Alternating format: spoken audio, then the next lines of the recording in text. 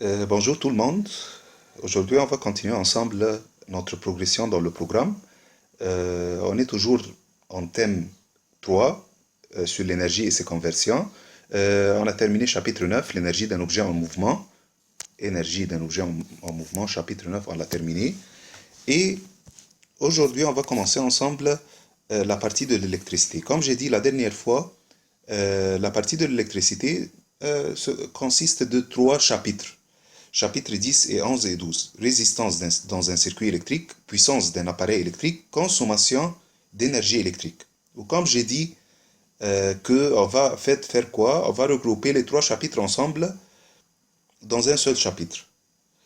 Mais avant de commencer chapitres 10 et 11 et 12, on va faire une petite révision sur les circuits étudiés en cinquième et en quatrième.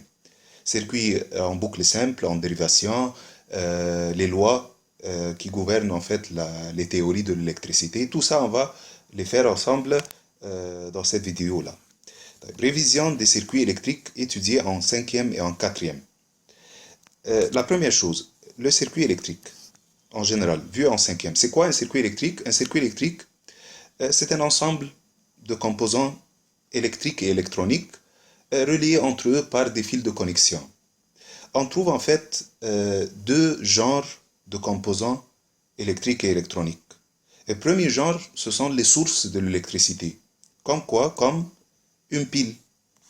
Une pile, c'est considéré comme une source d'énergie électrique. C'est lui qui fournit le courant électrique. Ou bien un générateur, comme celle qui se trouve dans les laboratoires chez nous à l'école. Ou bien une prise secteur. C'est toujours la prise secteur qui est la source de l'énergie électrique. Dans un circuit, cette énergie stockée dans les batteries, par exemple, ou bien fournie par les générateurs, se transfère en une autre forme d'énergie. Dans quel composant? Dans des convertisseurs. Comme par exemple la lampe qui se trouve là. À quoi sert une lampe? C'est un convertisseur d'énergie. Ça convertit l'énergie électrique fournie par le générateur en une autre forme d'énergie, comme l'énergie électrique ou l'énergie lumineuse. Donc, on a aussi des convertisseurs dans un circuit.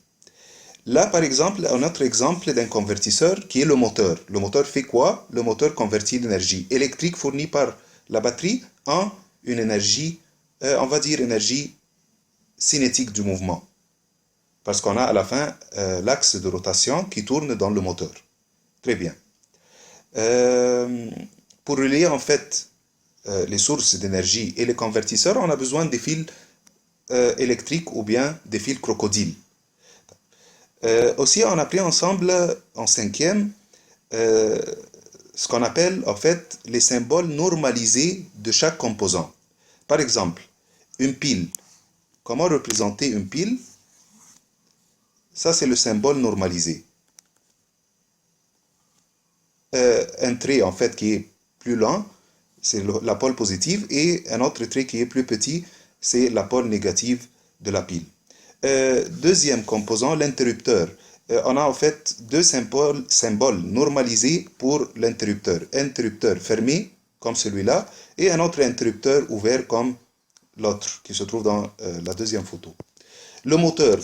Comment symboliser le moteur? Cercle, lettre M en majuscule. Une lampe. Ça, c'est une lampe.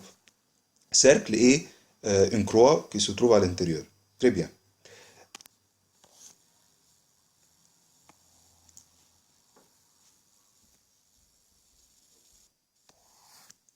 Prenons ensemble un exemple d'un circuit en boucle simple. Qu'est-ce que ça veut dire boucle simple?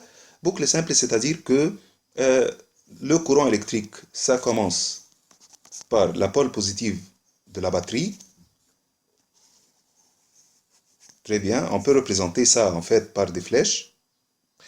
Et ça traverse l'interrupteur, ça circule dans l'autre fil crocodile, ça rentre dans la lampe, ça sort de la lampe, de l'autre borne de la lampe, puis rentre dans l'autre pôle de la batterie. On appelle ça une boucle simple. En fait, chaque composant se nomme dipôle. Pourquoi on l'appelle dipôle? Di, c'est-à-dire deux. Pôle, c'est-à-dire borne. Donc, la lampe, par exemple, c'est un dipôle. Pourquoi? Parce que il peut avoir deux bornes. Quand vous voyez là, dans le schéma normalisé du circuit, on a deux états de l'interrupteur. Interrupteur ouvert, donc le circuit est ouvert, le courant ne peut pas circuler, le courant électrique va avoir une valeur de 0, et la lampe, comme vous voyez là, sera éteinte. L'autre schéma, c'est l'autre en fait état de l'interrupteur. On a un interrupteur fermé.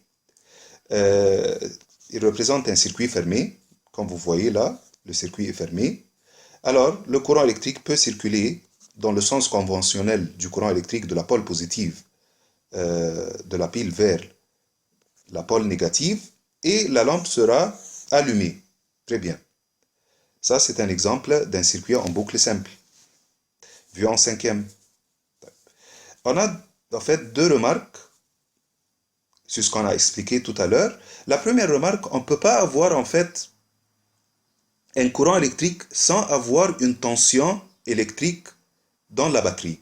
La tension électrique se note U et c'est mesuré en fait en volts. Le volt, c'est quoi? C'est l'unité de mesure de la tension électrique.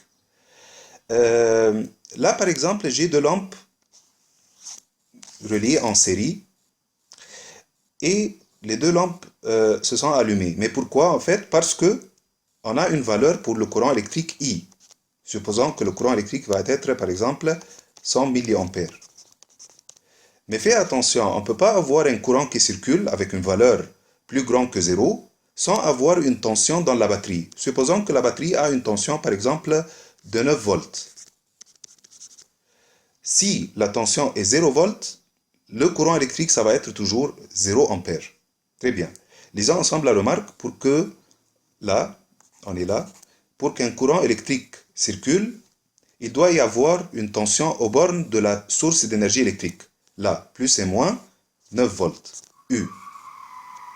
Très bien. Si la tension délivrée par le générateur augmente, alors la puissance reçue par les récepteurs augmente aussi. Ce sont quoi les récepteurs? Les deux lampes. Il te dit en fait, si tu augmentes la tension, supposons que la tension ça va être 12 volts maintenant, tu vas trouver en fait que les deux lampes vont briller davantage. Donc la puissance maintenant a augmenté. La puissance des deux lampes a augmenté. Le circuit électrique, il doit former d'une boucle fermée. Comme on a dit, on a besoin d'une boucle fermée, c'est-à-dire si on a un interrupteur, l'interrupteur doit être fermé. Sans que l'interrupteur soit fermé, le courant ne peut pas circuler en fait dans le circuit. Il est constitué d'une suite ininterrompue de conducteurs, c'est-à-dire des fils de connexion, puis des lampes, puis des interrupteurs, et tous ces composants-là se sont reliés ensemble en série. Le courant peut circuler et la lampe peut s'allumer normalement sans aucun problème. Deuxième remarque, il te dit parmi les composants qu'on a étudiés en cinquième aussi, on a un composant qui s'appelle la diode, ou bien la DEL, diode électroluminescente. C'est quoi une diode? En fait, une diode, c'est un composant électronique. Mais une caractéristique de très spéciale dans ce composant électronique, c'est que la diode peut autoriser le passage du courant électrique dans un seul sens seulement. Le symbole en fait de la diode, c'est comme celui-là.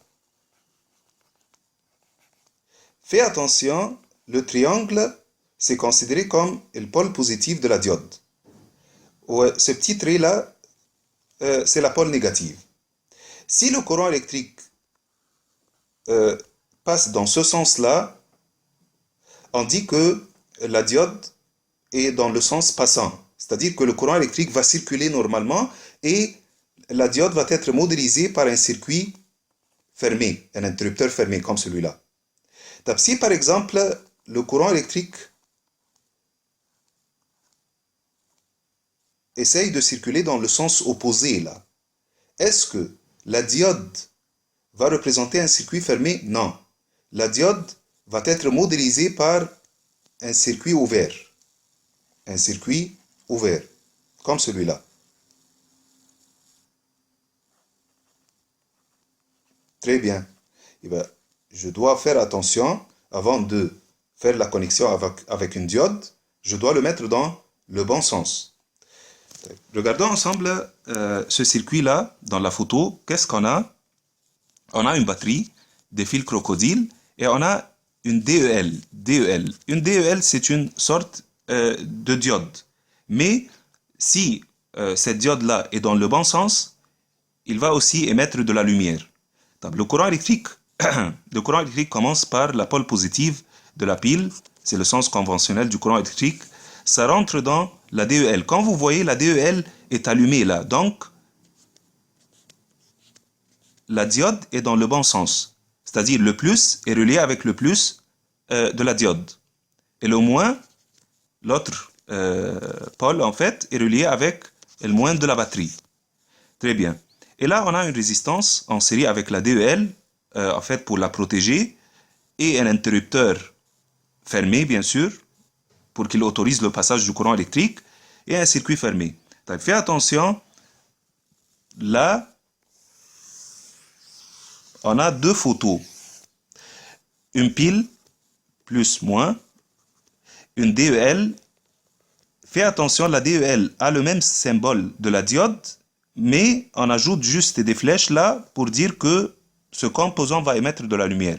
Fais attention, le pôle positif de la pile est relié avec le plus de la diode là.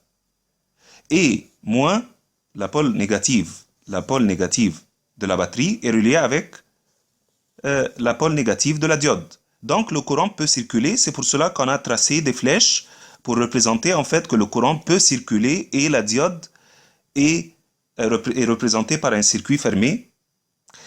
Et il peut s'allumer en fait et la DEL s'allume.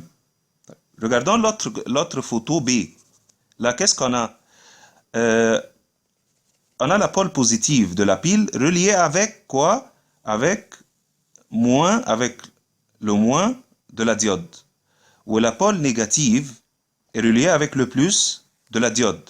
Dans ce cas-là, la diode est représentée par un circuit ouvert. Le courant ne peut pas circuler. En fait, c'est pour cela qu'on n'a pas tracé les flèches qui représentent le courant électrique, où la DEL ne peut pas émettre de la lumière maintenant, parce que la DEL est bloquée. En fait, c'est lui qui a bloqué le circuit, et c'est lui qui a bloqué le passage du courant électrique. Très bien.